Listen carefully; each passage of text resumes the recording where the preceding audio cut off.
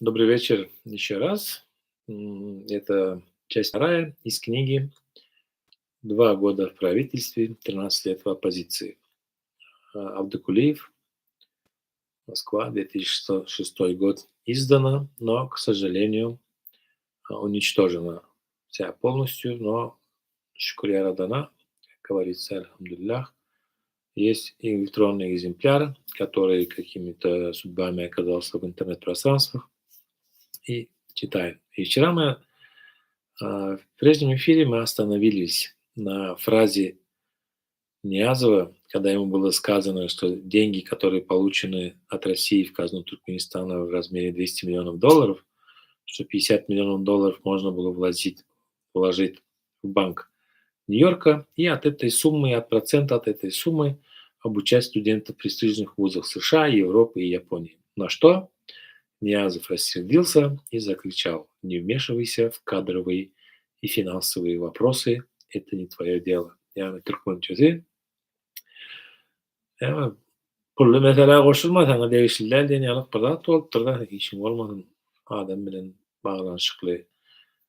Зет не вмешивайся в кадровые и финансовые вопросы, это не твое дело. Метод управления государством у Ниязова был простым, но весьма эффективным для него лично. Он считал, что чиновники в государстве должны находиться друг с другом в отношениях постоянной конкуренции и даже вражды. Поэтому необходимо добиваться от них того, чтобы они до конца были откровенны с ним, то есть с Ниязовым, и поливали грязью друг друга. К сожалению, это очень хорошо работает. Очень хорошо работает и не только в окружении Ниязова или Бердымухамедова, но и видим всех, кто его охраняет, и снаружи тоже. И поливали грязью друг друга.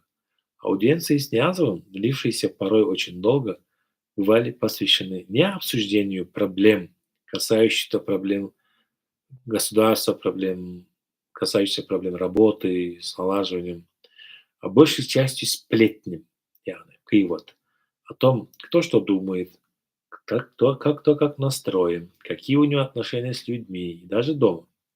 Приведу один пример.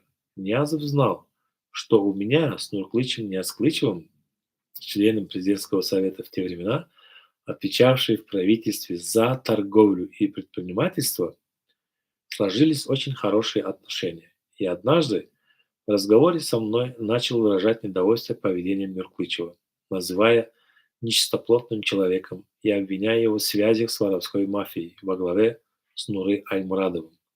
Был такой человек, вор в законе назывался Нур Аймурадов, да, которого недавно осудили и приговорили к расстрелу. Правда, тот приговорили к расстрелу. Это как-то так, потому что его расстреляли очень быстро, насколько мы помним, в те времена. Ниязов сказал, что Нурклычев был в хороших отношениях с ним. Бывал на свадьбе то ли дочери, то ли его сына. В момент горячего поздравления Нура Аймурадова Ниязклычем Нурклычевым зафиксирован якобы на видео сотрудниками МВД, в то время Чарьяров, и сотрудниками КГБ под предводительством Сеидова. Я не стал поддерживать выводы Ниязова о том, что из этого следует, что Нурклычев связан с преступным миром. Я сказал, это может быть обычная дань, туркменчилик, обычаем туркмен общаться по соседству со стороны Нурклычева. И к тому же этот случай наверняка зафиксирован задолго до ареста Аймурадова. Может быть, не следует вам на основании этого факта принимать решение об увольнении Нурклычева с поста членом президентского совета и правительства. Я предупредил Нурклычева об этом в своем разговоре с президентом и просил его быть предельно осторожным и готовым к возможной неприятной беседе с Ниязовым. Но он, не дождавшись того, когда его вызовут, пошел к президенту и рассказал обо всем, что услышал от меня. Между мной и Ниязовым возник неприятный разговор. Когда приезжал в Туркменистан госсекретарь США Джеймс Бейкер зимой 1992 года, Ниязов хотел встретить его сам в аэропорту, а я отговаривал его от этого шага, заявляя, что он президент страны, а не министр иностранных дел. По протоколу он должен был сидеть в президентском дворце и ждать прихода гостя у себя в кабинете, На это мое заявление он сказал: «Как же так? Ведь в Кыргызстане и Узбекистане в аэропорту его встречали Акаев и Каримов. Лично я сказал, что это неправильно и не нужно повторять чужие ошибки. Тогда он согласился со мной, но после этого долго напоминал мне о своем недовольстве в связи с этим случаем. Нязов был очень недоволен мной, когда я не согласился поставить свою подпись под двумя документами, разрешающими какой-то итальянской компании ТПЛ взять подряд на строительство текстильной фабрики под Ашхабадом и газоперерабатывающего завода в городе Сиди. Сметная стоимость текстильной фабрики выражалась в сумме 239 миллионов долларов США, а газоперерабатывающего завода более 600 миллионов долларов США. Кстати, тогда говорили, что рекомендовал эту итальянскую компанию Ниязову Михаил Сергеевич Горбачев. Эти объекты с туркменской стороны, соответственно, курировали члены правительства Джоракули Бабакулиев и Назар Толиевич Союнов. Вначале они пытались заручиться поддержкой первого заместителя председателя Кабмина Атачареева, отвечавшего в правительстве за инвестиции. Атачареев не стал слепо визировать эти соглашения и потребовал проведения аудиторской проверки СМЕТ и обсуждения этого вопроса в парламенте. Получив отказ от Атачареева, Джаракули Бабакуев обратился с той же просьбой ко мне, поскольку я был тогда одновременно и министром внешнеэкономической связи. Но Атачареев предупредил меня о возможном обращении Бабакулиева и Соинова. Я ответил им, что это прерогатива Атачареева. Если нужна будет моя подпись, то я поставлю ее после того, как эти проекты одобрит Комитет по инвестициям. После этого наши пути с президентом Ниязовым окончательно разошлись. И Атачареев, и я поинтересовались при случае, сколько же могла составлять настоящая сметная стоимость вышеназванных проектов. Если бы можно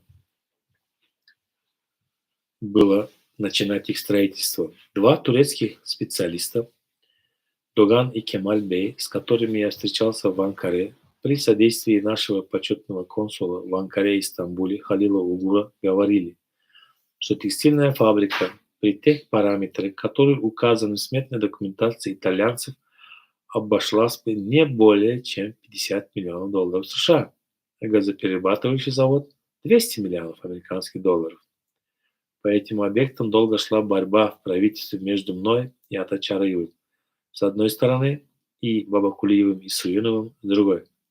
Последних поддерживал президент Ниязов. Эта борьба в конце концов вылилась в открытую конфронтацию во время нашего визита в Саудовскую Аравию. Разговор был в Медине, в гостиничном номере президента Ниязова, где собрались все члены президентского совета.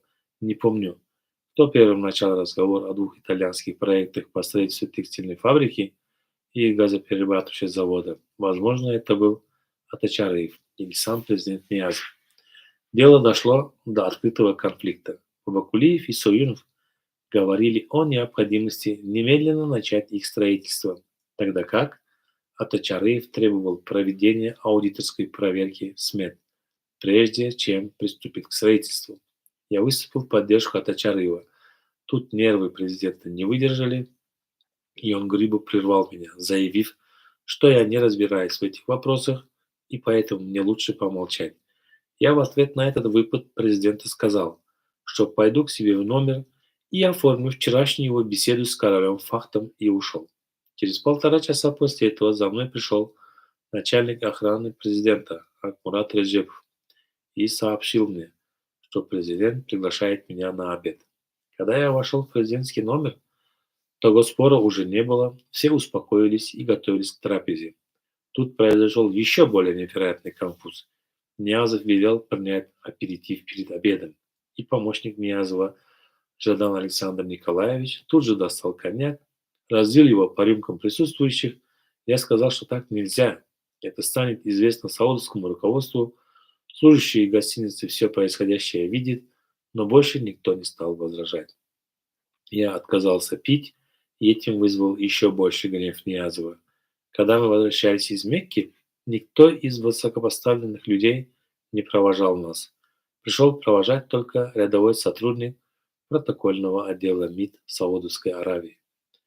По прибытии в Ашхабад все члены делегации должны были дать интервью туркменскому телевидению и сказать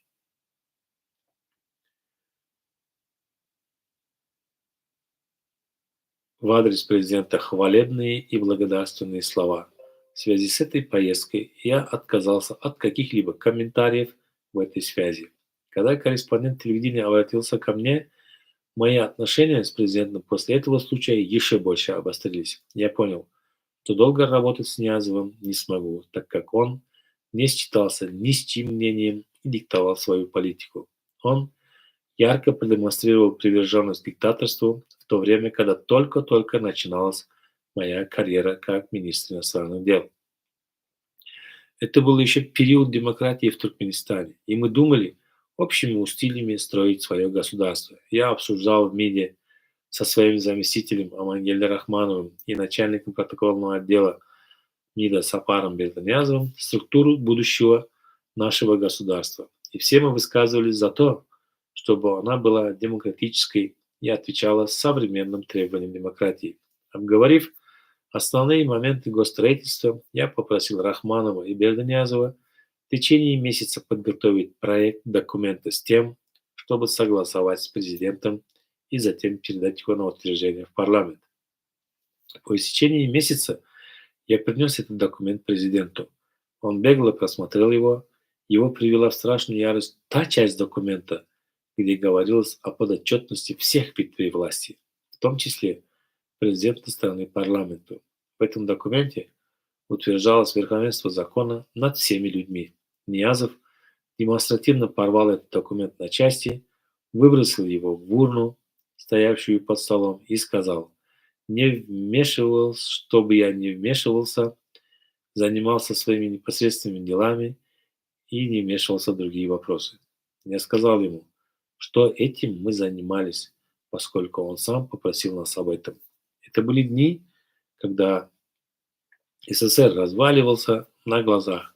Тогда руководители Туркменистана Ниязов, Ахмедов, Чарыев, Союнов и другие часто ездили в Москву. Возвращаясь из очередной поездки, Ниязов рассказал о встрече с Горбачевым и предложении Горбачева предоставить еще одно место в Политбюро ЦК КПСС Туркменистану.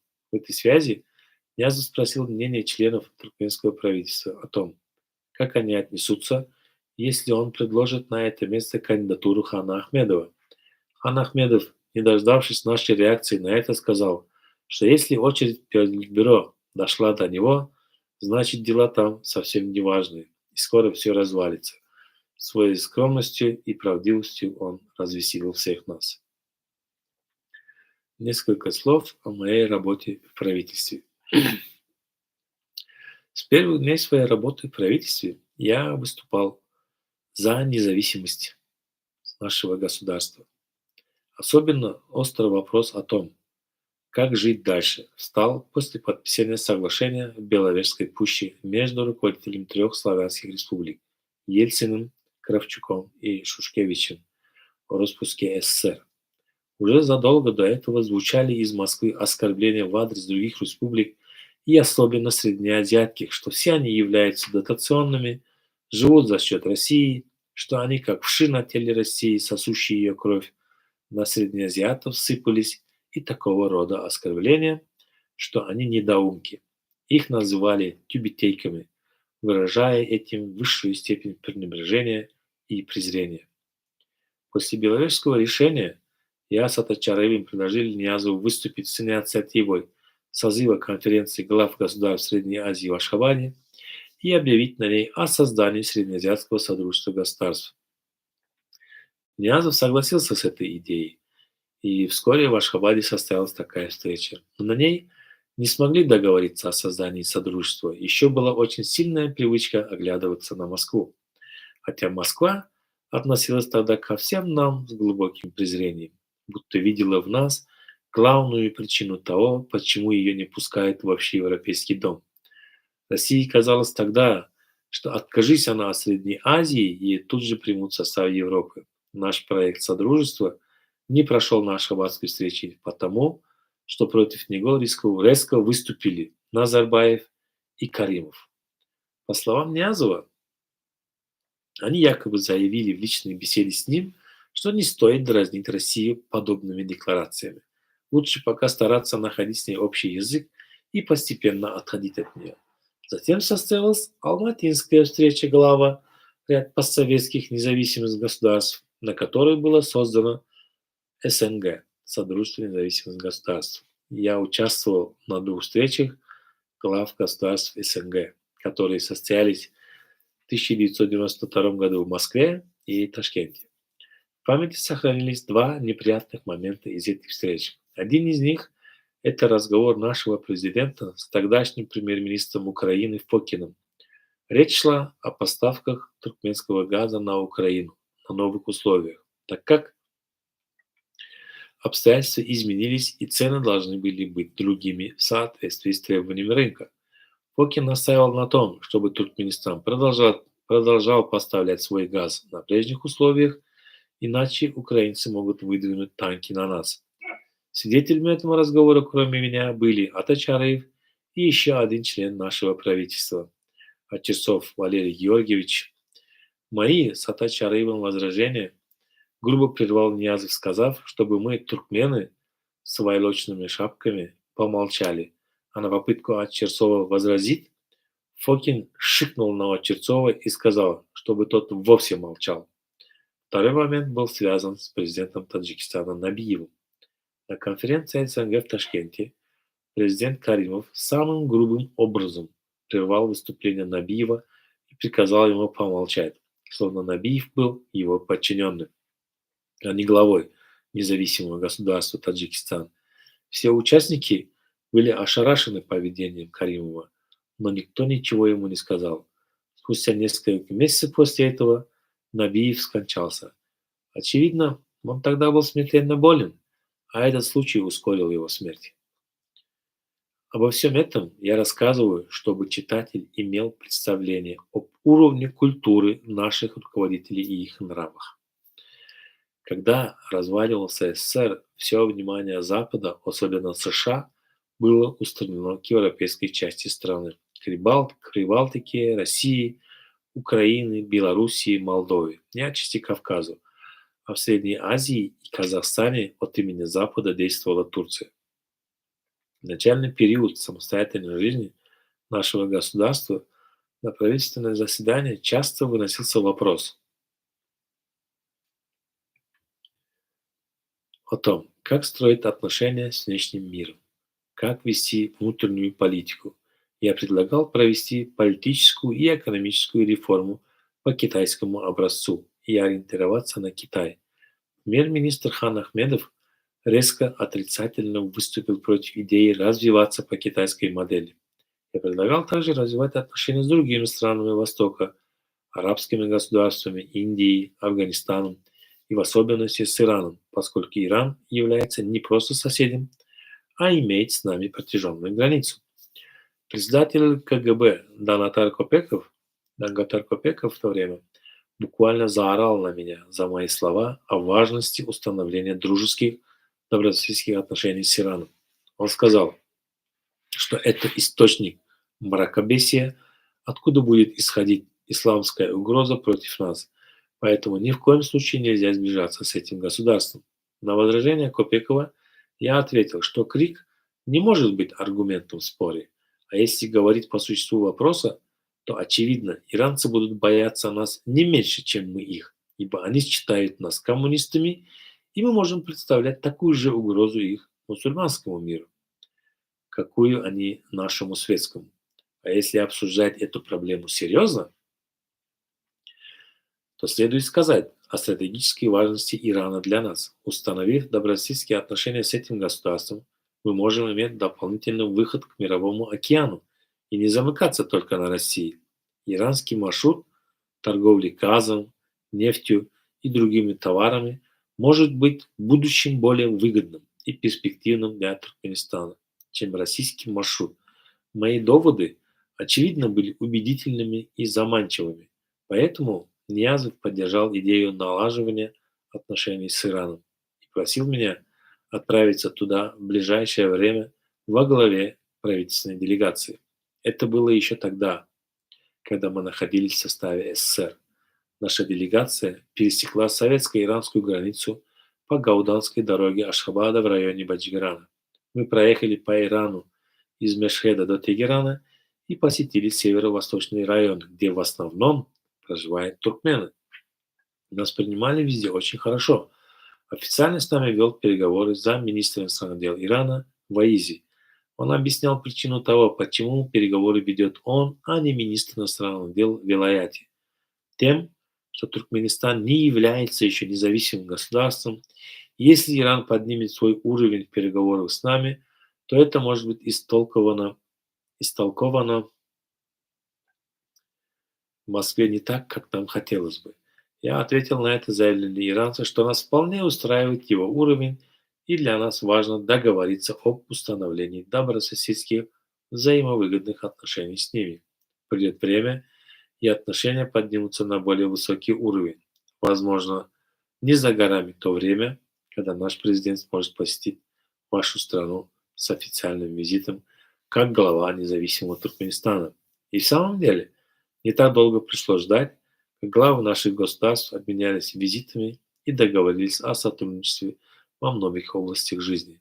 Иран первым из государств мира признал независимость Туркменистана и открыл свое посольство в Ашхабаде. А самое важное, удалось договориться с Ираном о проведении газопровода через территорию Ирана в Турцию и дальше в Европу. Этот проект хоть и буксует в настоящее время по многим причинам, в том числе по причине антииранской настроенности США, но не снимается с повестки дня и может быть востребован в будущем. Но да, к сожалению, мы пока еще не видим результатов этого, потому что ан- против настроена и Российская Федерация тоже на данный момент. Они показали тоже свои клыки, что Средняя Азия не вши на их теле и не кровопийцы, а кровопийцы они сами.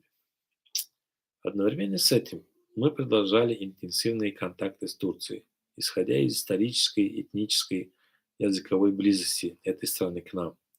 Возлагали очень большие надежды на турков в плане обновления нашей страны и постижения азов рыночной экономики.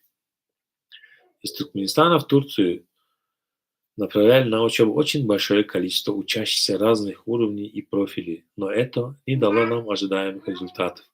На деле советская система образования оказалась сильнее во всех отношениях, чем турецкая.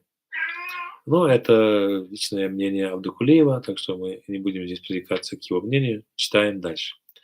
Турки оказались хитрее нас. Их интересовали наши богатства, а не мы сами. Лозунг, подброшенный Ниязову «Одна нация, две страны», «Миллет, Кидевлет», они использовали в полную силу и продолжают это делать, чтобы подчинить Туркменистан своей экономике. Поистине, в политике нет ни друзей, ни братьев, а есть лишь экономические и другие интересы. Большой интерес Туркменистана проявляла в начале нашей независимости Индия. Преднезависимый период я дважды посещал Индию и договаривался с руководством этой страны об установлении непосредственных отношений между нашими странами. После объявления независимости Туркменистана Индия в числе первых стран объявила о признании нашей независимости и установила дипотношения с нами.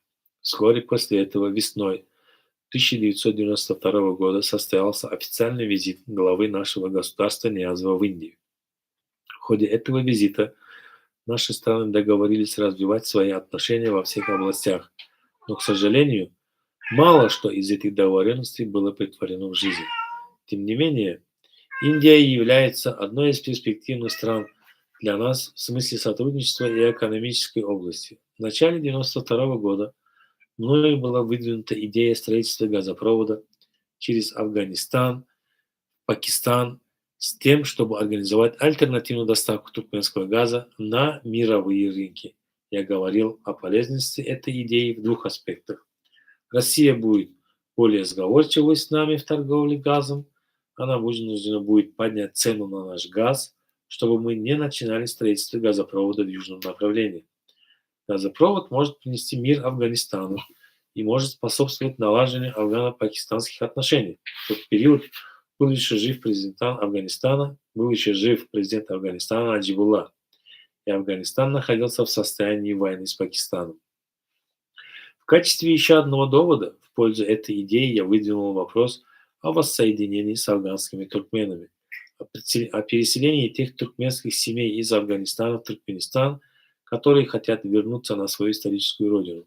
Ниязов одобрил мою идею строительства газопровода через Афганистан в Пакистан и дал согласие на мою поездку в Москву для обсуждения этого вопроса с послами Афганистана и Пакистана. В Москве я обсудил этот и другие вопросы как с афганским, так и с пакистанским послами в России. Они оба были очень рады этому предложению и обещали немедленно доложить своему руководству и сообщить нам, как только придет ответ на это из Кабула и Исламабада. Очень скоро откликнулись послы. Афганский посол сообщил, что меня примут в Кабуле для обсуждения этой и других проблем, которые я поднимал в разговоре с послом. Посол Пакистана прилетел в Ашхабад и сообщил, что идея газопровода очень заинтересовала пакистанское руководство, и оно решило направить в Туркменистан своего министра финансов для обсуждения ее с туркменским руководством. И он, посол, приехал в Ашхабад для согласования с нами даты визита министра. Мы договорились с послом о визите министра весной 1992 года, а Афганистан на переговоры с афганскими руководителями я отправился зимой 1992 года. Тогда в Кабул летали грузовые самолеты Ил-76 из Ташкента. В ходе этой поездки я встречался в Кабуле с послом Российской Федерации в Афганистане Пастуховым Борисом Николаевичем, и с ним же вместе встречался с президентом Афганистана Наджибуллой, а также министром иностранных дел Афганистана. На этих встречах я передал устное послание президента Ниязова Наджибулле и обсуждал вопрос о строительстве газопровода по маршруту Туркменистан, Афганистан, Пакистан, а также возможность переселения тех туркмен из Афганистана, которые хотят вернуться на историческую родину. Идею проведения газопровода Наджибулла воспринял с большим энтузиазмом и сказал, что это может способствовать прекращению как внутренней афганской вражды, так и афгано-пакистанского конфликта. Я сообщил президенту, что вопрос о строительстве газопровода поддерживается и пакистанской стороной. К идее массового переселения афганских туркмен я назвал цифру в 400 тысяч человек. Наджибулла вначале отнесся скептически, но потом согласился с ней и обещал всячески способствовать этому. Обсуждался также возможный визит Ниязова в Афганистан в ближайшем будущем для подписания соответствующих документов по всем этим вопросам.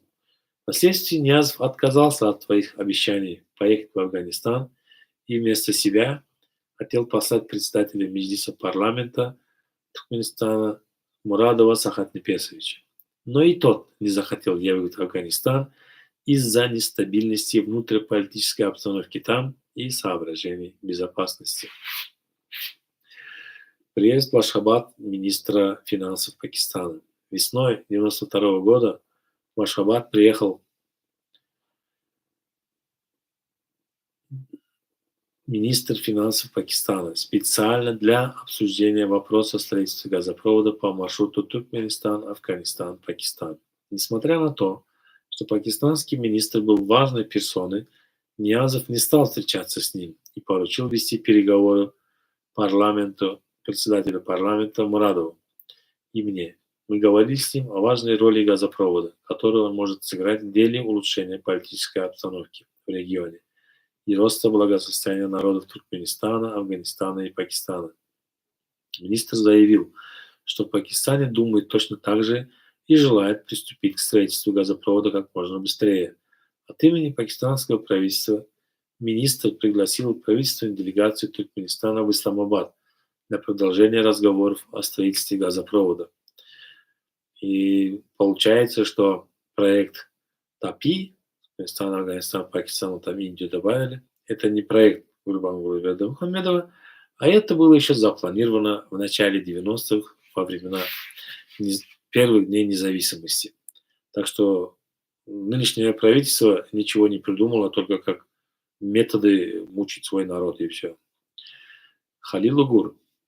Не помню, как познакомился я с Халилом Угуром, кто познакомил нас, но между нами установились хорошие отношения. По его рассказам, он был родом из Сахарчага, откуда его предки 3 века назад переехали в Турцию и обосновались там. В поисках следов, оставшихся в море от своего рода, Угур ездил туда и обнаружил людей, которые антропологически близки к нему и его ближайшим родственникам. В подтверждение этого он демонстрировал мне и Ниязкылычу Нуркылычеву фотографии людей, которых он фотографировал в море. Он был назначен Ниязовым почетным консулом Туркменистана в Анкаре и Стамбуле. Он оказывал нам немалую помощь в контактах с турецкими чиновниками и бизнесменами. В ходе первого официального визита правительственной делегации Туркменистана в Турцию во главе с Ниязовым весной 1992 года на одном из приемов Ниязов спонтанно объявил о назначении Халила Угура генеральным директором Сейдинского газоперерабатывающего завода, проектная смета которого еще не была утверждена, а президент говорил о нем как об уже строящемся объекте. Для всех, и в том числе для самого Халила Угура, это странное назначение явилось не только неожиданным, но и шоковым. Как впоследствии рассказывал мне Халил Угур, по этому поводу особенно нервничал тогдашний министр нефти и газа Союнов Назар Тойлиевич, который горячо выступал за скорейшее начало строительства этого завода. Когда Халил Угур пришел к Союнову по поводу своего назначения генеральным директором завода, тот не принял его и раздраженно отказывался с ним сотрудничать. Тогда Халил решил поехать в Италию и встретиться с людьми, которые продвигали строительство этого завода в Туркменистане. Он выяснил, что этим занималась сицилийская мафия. Когда Халил узнал об этом, он приехал в Туркменистан, рассказал обо всем Ниязову и отказался быть гендиректором завода. Как сказал мне Халил, он не хотел быть участником преступления, задуманного против туркменского народа. А если он осмелится говорить об этом преступлении открыто, то мафия уничтожит и его семью. Поэтому он решил тихо отойти от этого бизнеса. В дальнейшем Ниязов назначил его послом Туркменистана в США. В марте 2000 года я посетил штат для участия в слушаниях Конгресса, посвященных ситуации с правами человека в Туркменистане. Я выступил на них в качестве одного из свидетелей. На это слушание был приглашен в качестве свидетеля и посол Туркменистана в США Халил Угур, но он не пришел. Очевидно, Ашхабад запретил ему принимать участие в дискуссиях. Но секретарь Угура позвонила мне и сообщила о желании Угура увидеться со мной. Я дал согласие, но эта встреча не состоялась, не знаю почему, но больше Халил Угур не стал звонить мне. Еще один важный эпизод, связанный с Халилом Угуром. Поздней зимой 92 года я с Нуркылычем Ниязкылычевым вылетели в Анкару для подготовки госвизита Ниязова в Турцию. Нас встречал Халил Угур и помогал организовывать наши встречи с турецкими официальными лицами. Однажды, когда мы остались с Угуром наедине без Нуркылычева, Угур сказал, что он привлек 2 турецких специалистов, один из которых хорошо разбирается в вопросах текстильного производства, а другой – газопереработки. Оценки сметной стоимости текстильной фабрики и газоперерабатывающего завода, которые собираются возводить в Туркменистане итальянцы. По оценкам турецких специалистов Догана и Кемальбея, сметная стоимость этих объектов оказалась завышенной в 3-4 раза.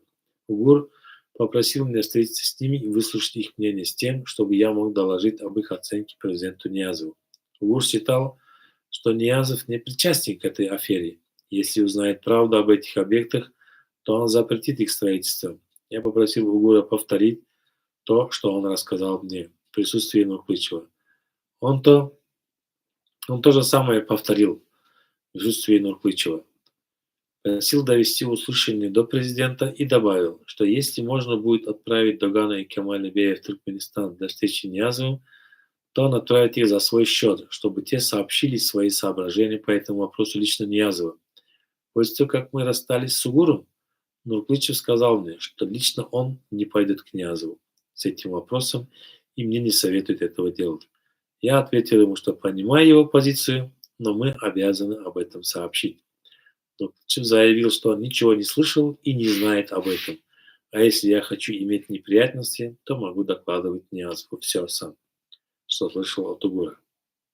Я сообщил президенту обо всем и сказал, что Угур ждет указания об отправке 2 турецких специалистов в Ашхабад для встречи с президентом. Выслушав мой рассказ, Ниязов дал разрешение на приезд турецких специалистов, но когда они приехали в Ашхабад, он не стал с ними встречаться.